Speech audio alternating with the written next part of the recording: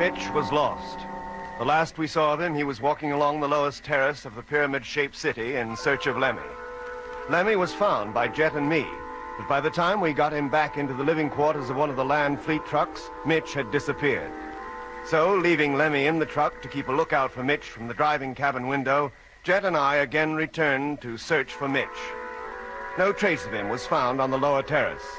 And then, when our search along the next elevation was half completed, Lemmy sighted Mitch on ground level, heading back to the caravan. Hello, Lemmy. Yes, Jet. Has Mitch reached the truck yet? No, but he can't be far away. What's that knocking? I don't know. Ah, that's him knocking on the door. Who does he think he is, the milkman? He must think the circuit's still broken. I'll open the main door for him, Jet. And then, Oh, he's doing it himself. Well, will you be coming back into this truck and all, Jet? Or are you going into the other one? We'll come into that one. It's got to be a bit crowded, isn't it? Oh, we can put up with it for a little while. Well, he's about in. He's just coming through the airlock now.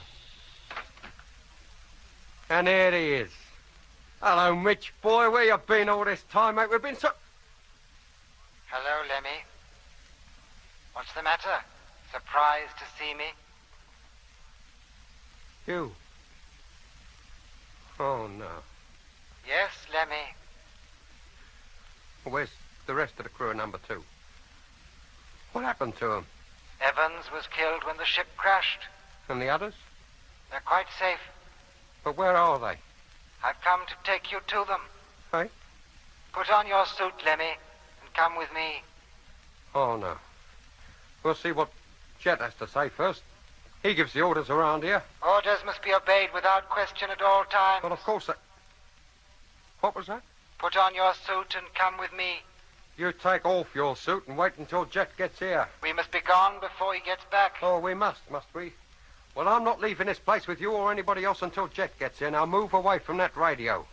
I want to talk to him. Put on your suit, Lemmy. Get away from that radio, McLean, if you are McLean, because although you look like him, mate, you certainly don't sound like him. None of us are ourselves anymore. Well, I don't feel like anybody but myself. Now, are you going to move out the way, or do I have to move you? And don't put your helmet down there. There's a proper place for everything in this truck. Do you hear me?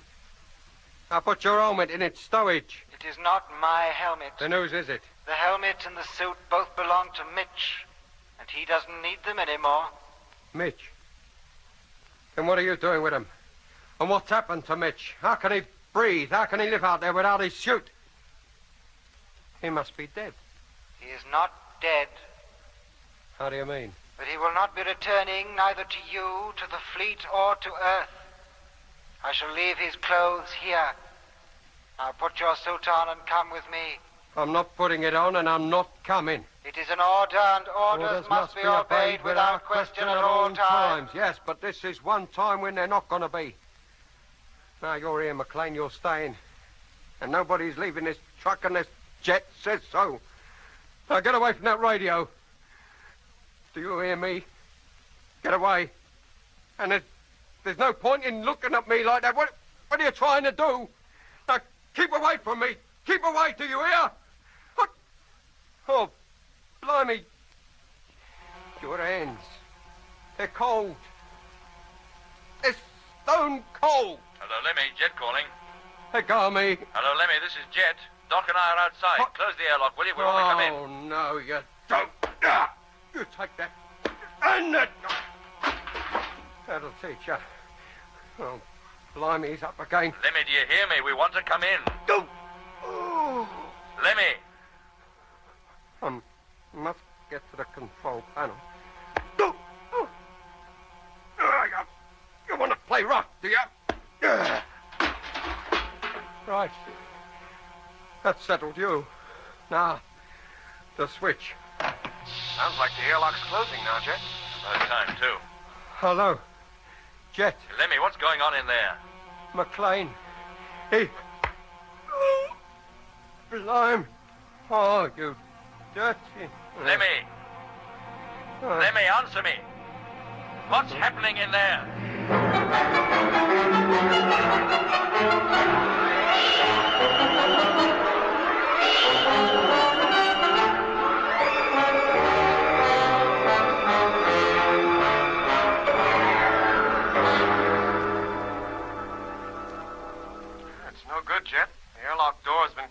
the chamber hasn't been exhausted, and we can't get in until it has. Hello, Lemmy, do you hear me?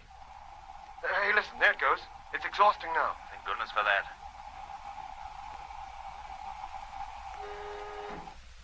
All right, Doc. See if it opens now. Yeah, it does.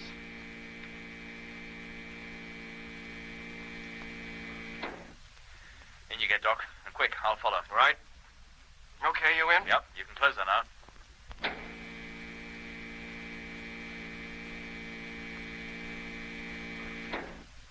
Now, fill her and open her up, Doc.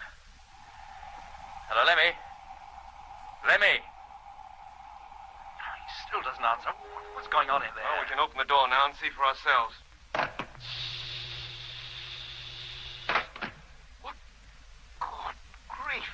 It looks as though a tornado had hit the place. Lemmy! Lemmy! Oh. Hello, Jet. You made it. Thank goodness for that. What happened to you? You're in a terrible mess. I've been in a bit of a rough house Eh? with McLean. He's lying over there. I hit him over the head, Jet. I had to. He would have killed me otherwise. McLean? But how did he get here? And where's Mitch? Well, what I thought was Mitch turned out to be McLean. He had Mitch's suit on. Yeah, Jed, it's McLean, all right. You certainly gave him a pasting, Lemmy. Have I hurt him much, Doc? I don't know. Let me get my suit off and I'll look him over. How about you, Lemmy? Can you get up? I think so, Jet. I just feel a bit dizzy, that's all. Go and lie down on one of the beds. As soon as I'm free of this diving suit, I'll clean up your face for you. Yes, Jet. There, Lemmy, now, how does that feel? Well, never mind how it feels. How does it look? Well, your cheek is badly bruised, but the cut on your head isn't very serious. Now, do you feel all right? I feel a lot better than I did before you gave me the drink. Jet, how about McLean? Oh, Doc's still dealing with him. He hardly seems to be aware of where he is or what's happened to him. Oh, you think I hit him too hard? Well, maybe, Lemmy, I don't know. I didn't want to hurt him, Jet, but I had to defend myself. Well, what happened exactly? I told you. He come in, he was wearing Mitch's suit. That's what made me think he was Mitch. Well, what did he do when he came in? He told me to put on my suit and go with him. Where to? To where the rest of the crew of number 2 are. Or so he said. All that is but Evans. Apparently he was killed in the crash. Oh. Well, he didn't say where they were. No, Jet. Nor where Mitch was either. But he did say Mitch wasn't dead. But that he'd not be coming back to us or to Earth ever again. Never. When he asked you to go with him, what did you say? I told him I wasn't going anywhere with anybody. And then he stood in front of the radio so as I couldn't call you up and tell you he was here. And then? Then he began to walk towards me, staring at me with those hard green eyes like he was trying to hypnotize me. But I wouldn't let him. I told him to keep off. But he kept at me, and then he put his hands on my face, and his hands were cold, Jet, stone cold, like they was made of marble. And then I began to feel all peculiar, same as I did when I heard that noise. And then I hit him. And from then on, it was a straight bundle. And then you and Doc came in and... Jet, did I do wrong? No, Lemmy, I don't think so. You said yourself, the next time anything peculiar started happening, I was to fight it.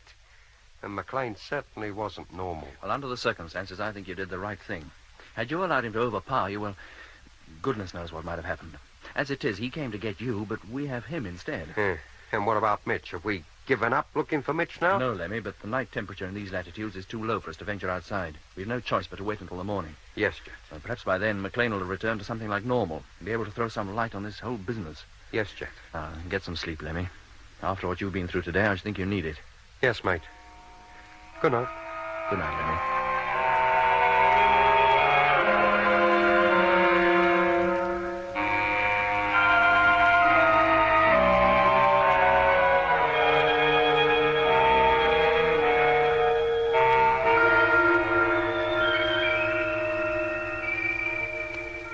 Any change in McLean's condition, Doc? No, he just lies there, his eyes fixed on a point in the ceiling. He's in a deep hypnotic sleep, Jed. What? Yes. Anything he does is because he's told to do it. Now, watch this. Yeah? McLean, sit up. Sit up, McLean. There. Good grief. Now, lie down. McLean, do you hear me? Lie down. There, see? how did he get like this? Who did it? Who showed you the orange light and put you into the state you and Mitch were in when I picked you up from the ice? Who got at Lemmy and hypnotized him? Made him think he was back home in London, you mean? Yeah, whether he was led to believe that, I don't know. All I do know is that when a subject is put into the deepest stage of induced hypnotic sleep, there's a great widening of the memory. Impressions of childhood, of the past, are revived in the mind as though they happened only yesterday. Is that why, when I came under the influence of that light, I took to spouting Shakespeare? Speeches I learned at school years ago? Probably. Well, I suppose it could account for Lemmy imagining he was back on Earth. But it doesn't account for that voice. Talking to him and trying to get him to take his helmet off. And it doesn't explain why McLean is able to walk about outside with no helmet on. No, it doesn't. But it does show, Jet, that whoever, whatever, is capable of conditioning us to survive out there in the Martian atmosphere must first of all get us into a deep hypnotic state. Only then can they persuade us to do things our own minds tell us we oughtn't to do. Yeah, like taking off our helmets outside. Exactly. It is a well-known fact that no matter how deeply a subject may be hypnotized, it's extremely difficult to get him to do things he wouldn't usually do. Hence the fight Lemmy put up in his dream. Oh, but McLean and Whittaker, they must have been easy meat, as you might say, once they were caught. Seems they put up no fight at all, merely obeyed orders. What orders, Doc? The orders given to them by their operators, either orally or telepathically. You mean whoever induces this hypnosis can get our men to do anything he wants without even seeing them? I don't know, Jet. That's merely an assumption on my part. But if that's true, they can keep us, or whoever they have, in their control for years. In the case of Whittaker, 47 years. And how many people are there on this planet living in a dream and not knowing about it? I hate to think, Jet. But unless we're very careful, there'll be a few more soon. Us, you mean? Unless we find some way of combating it, yes. But how can we, Doc? We don't even know what we're fighting. This much I do know, Jet. There is nobody more difficult to hypnotize than an unwilling subject. If we're all determined to fight this thing, as Lemmy did a few hours ago, maybe we can render ourselves immune to it. If it were a physical thing, Doc, yes, Jet, but up to now, everyone who has come under the influence of this telepathic, hypnotic power has had prior warning. In your case, when you blacked out just before we landed here, there was that strange sleep-inducing sound. Yeah. When there's no sound to be heard, there's the orange light, which McLean said that he'd seen just before number 2 crashed. And now look at him. 3 days ago, he was a normal man, a member of our expedition, working for us and with us. Now he isn't even in control of his mind. Does nothing unless ordered to. But who gives him his orders? Who sent him here to get Lemmy to leave this truck and go with him? And where would he have taken Lemmy? And how on earth did he get hold of Mitch's suit? And where is Mitch? Lying there on the bed, Jet, is the only man who might know. McLean. Of course. But what hope of reviving him, Doc, or bringing him back to normal? I don't know. But even if I did manage to wake him, I doubt very much whether he'd be able to help us, Jet. Well, why not? Because a person as deeply affected, hypnotically as he is, seldom retains any recollection of what has happened to him when he comes back to normal. No. What are we going to do? I suggest we keep McLean here until morning anyway. And then? If he's sufficiently recovered to walk out of this truck, maybe we'll let him and follow him. He may lead us to Mitch. That's an idea, Doc. Now, look, you get some sleep, Jet. I'll stay up and keep an eye on McLean. You can relieve me in a couple of hours. I'll wake you.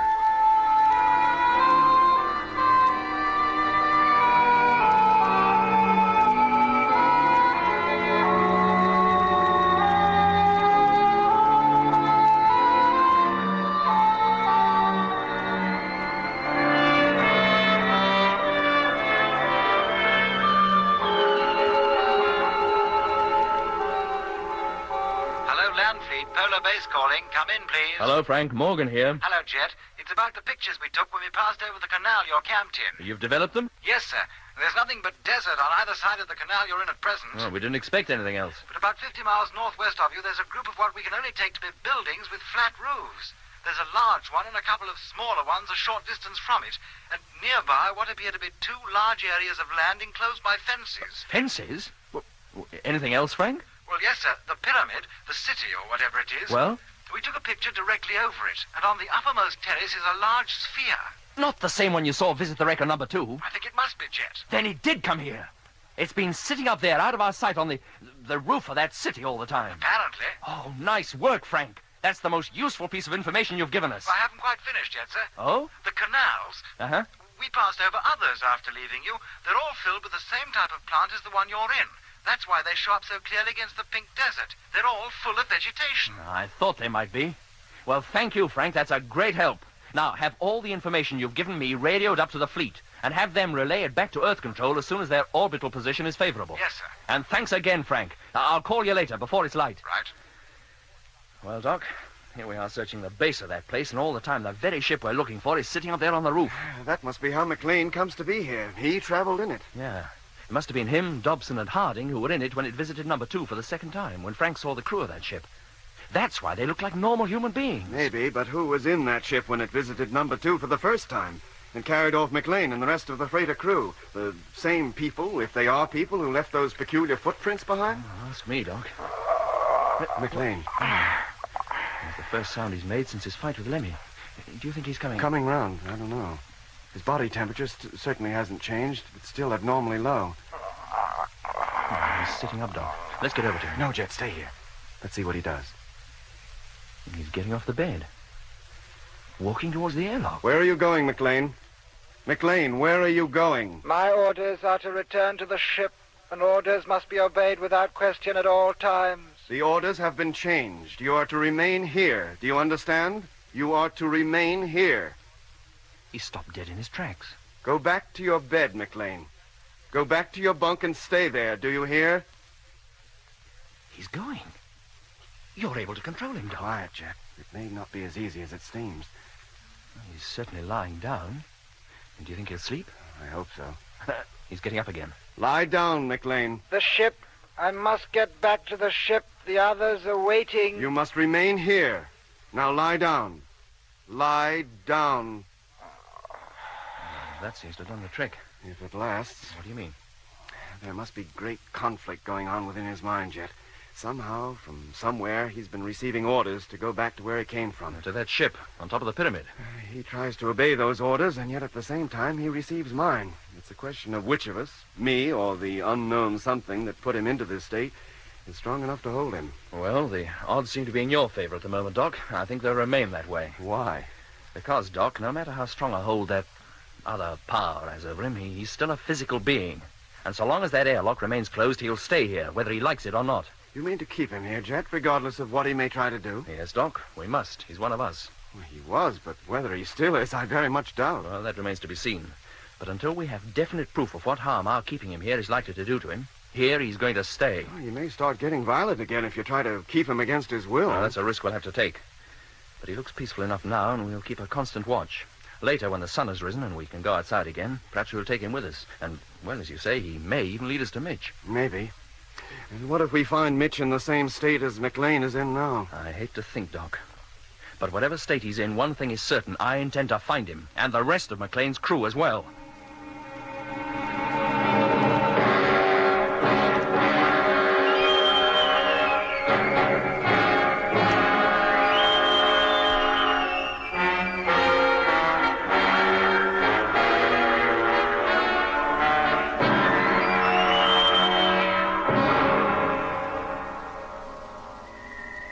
The call from Frank had come through from Polar Base about 2 hours before dawn.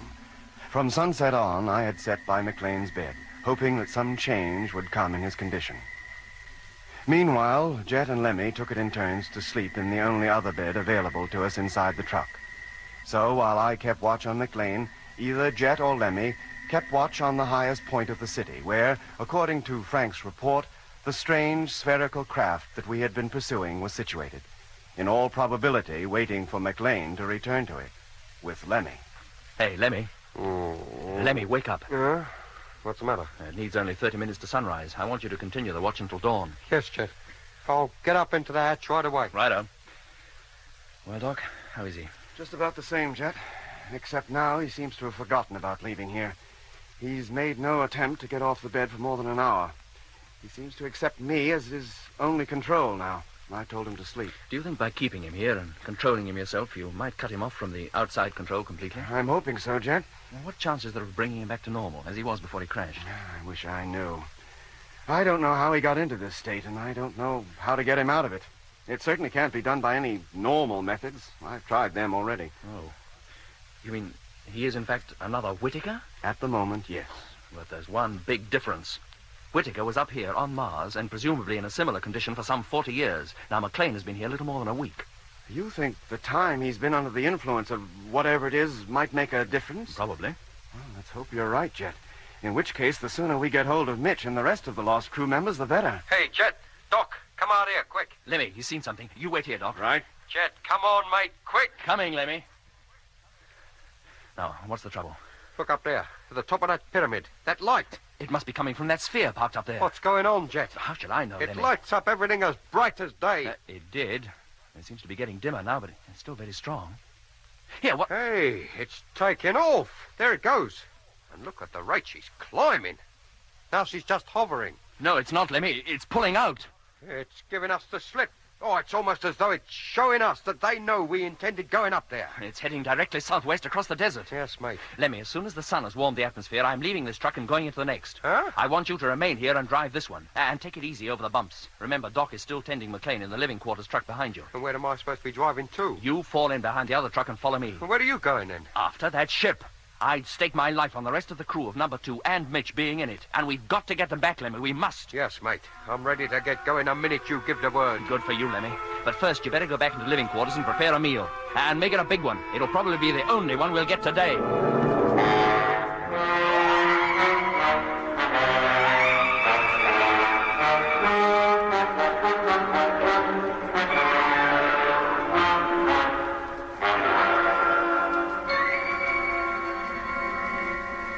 An hour later, we set out, the 2 lines of trucks crashing their way through the jungle of curious plants. Soon we were climbing out of the valley and once again began to make our way across the southwestern half of the Argyre Desert. Once more, the treads of the tractors kicked up the pink miniature dust storms, and very soon the strange pyramid city slipped below the horizon and was lost to our sight, leaving us completely surrounded by the gently undulating sand dunes topped by a huge, mauve, inverted bowl that was the Martian sky. We knew our chances of overtaking the spherical ship was slim, our chances of releasing its captives even slimmer. We couldn't even be sure that any of our men were in it. But where else could McLean have come from? And where else could Mitch have been taken to?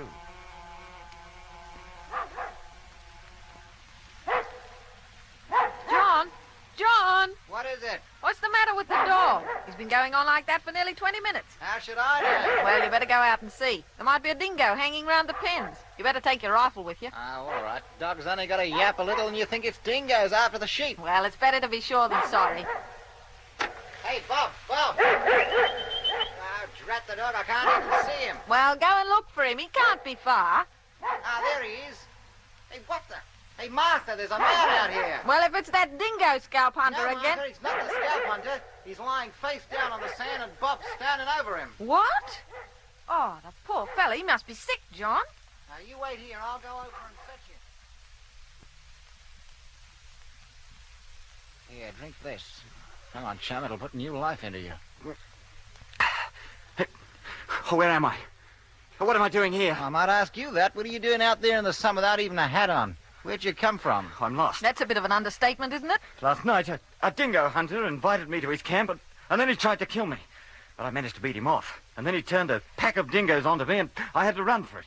He said there was a cattle station nearby. I tried to find it. You did. This is the only station within 100 miles of here. Yeah, but you only just made it. My dog found you outside lying on the ground. You must be all in. I feel it. Then you stay in that bed till you feel better. Oh, but I can't stay long. I must find the others. Well, don't tell me there's somebody else lost out there. No, they're not lost. It's only me that's lost. But, well, I must find them. They'll soon be giving me up for dead. Well, who are these people? Jet, Doc, and Lemmy. You see, one of our ships crashed, and we came in this direction searching for its crew. A ship in the middle of the outback? Yeah, a spaceship. We set out from the moon last April. Landed here just over a week ago. You set out from the moon? Well, of course, to have taken off from Earth would have been impracticable. Oh, yes, I expect it would. That's a funny-looking dog, isn't it? Well, he's no thoroughbred, but he's not all that funny. Looks more like an overgrown beetle. A bit. Here, have another drink and try to sleep. Maybe you'll feel better when you wake up. Yeah, thanks. I'll pull the curtain to keep the sun out of the room and leave you alone for a bit. You need to be quiet if you're to sleep. Look, I don't want to sleep. I must find Jet and Doc and... We'll call up Doc for you. Maybe he'll fly over and pick you up. Oh, well, it's very kind of you. Do you know the frequency our ship works on? Oh, sure, we know the frequency. We use it often. Come on, Martha, let the man rest. Yes, John. He's mad, stark raving mad, saying that Bob looked like a beetle. No, Martha, he's got a touch of the sun. He's delirious. Now, look, I'll go out back and start peddling. You call up the flying doctor and ask him to get over here as quickly as possible. Tell him it's urgent. Well, what did he say? He doesn't think he can come until tomorrow. He's got an urgent case 100 miles north of here. I don't like it, John. There's something strange about that man. Something uncanny. Oh, you're letting your imagination run away with you. He's been exposed to the sun. It's bound to affect him. Now, go and get him something to eat, and maybe he'll feel a lot better then.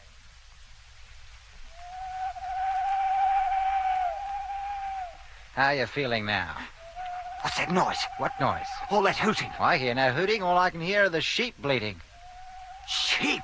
Well, of course, I told you I'm a sheep farmer. But they don't do anything. Have you had enough to eat? Yeah, thanks. I feel a lot better now. Maybe by the morning you won't need the doc. Doc! Yes, I called him up like I said, but he's busy. Says he'll try to get over tomorrow. Doc said that? Well, you know how it is out here. One doctor covers an awful lot of the outback. You have to take your 10. Look, mister, it wasn't a doctor I wanted. It was Doc Matthews, or Jet or Lemmy. Did you talk to either of them? Well, now, how about a little music? We had a new lot of records not a week ago. Yes, go on, Martha. Put 'em on. You'd like to hear some of the latest songs, wouldn't you? Wouldn't you? Yeah, I would.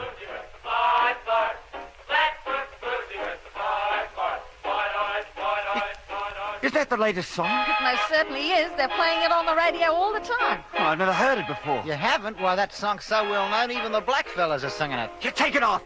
Take it off, do you hear? What's the matter? Don't you like music? We're only trying to cheer you up, you know. That orchestra, it sounds old-fashioned. Old-fashioned? Well, I like that. Well, I've never even heard the song it was playing either. Well, you must be completely out of touch with the times. That song's all the rage now, the hit of the year. Of what year? Of this year, 1939. What's the matter with him? What are you trying to do to me?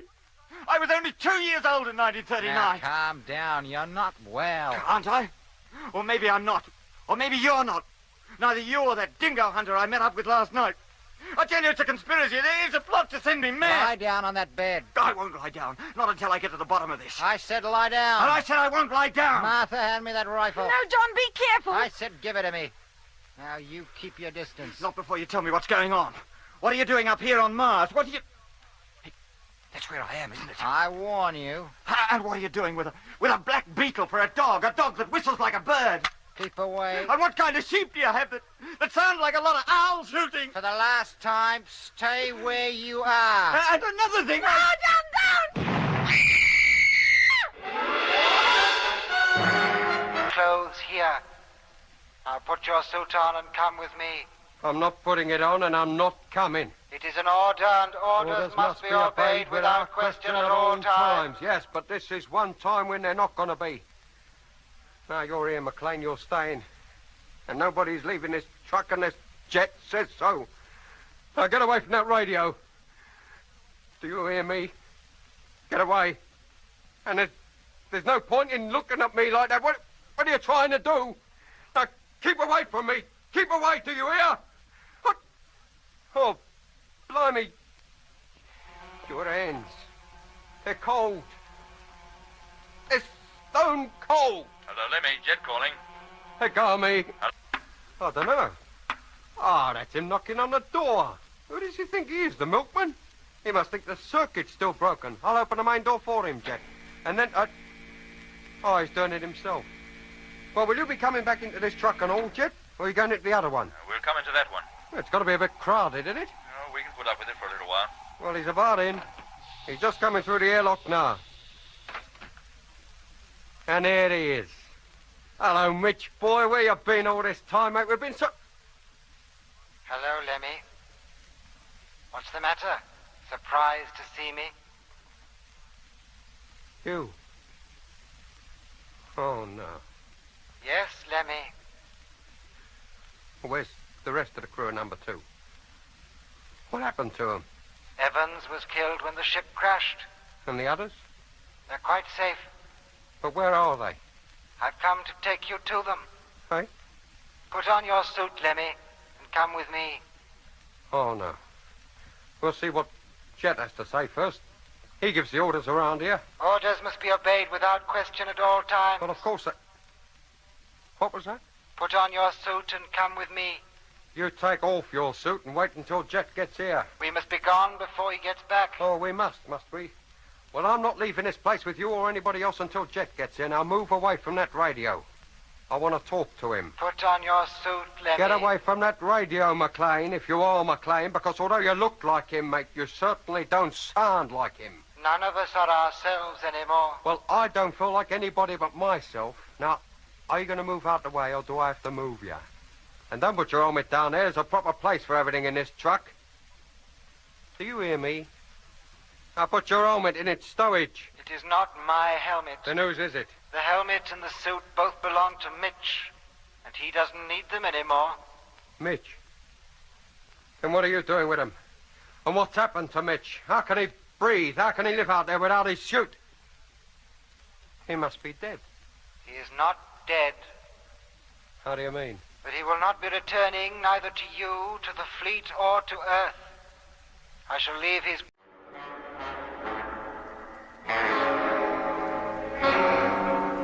Mitch was lost. The last we saw of him, he was walking along the lowest terrace of the pyramid-shaped city in search of Lemmy. Lemmy was found by Jet and me, but by the time we got him back into the living quarters of one of the land fleet trucks, Mitch had disappeared. So, leaving Lemmy in the truck to keep a lookout for Mitch from the driving cabin window, Jet and I again returned to search for Mitch. No trace of him was found on the lower terrace. And then, when our search along the next elevation was half completed, Lemmy sighted Mitch on ground level, heading back to the caravan. Hello, Lemmy. Yes, Jet. Has Mitch reached the truck yet? No, but he can't be far away. What's that knocking?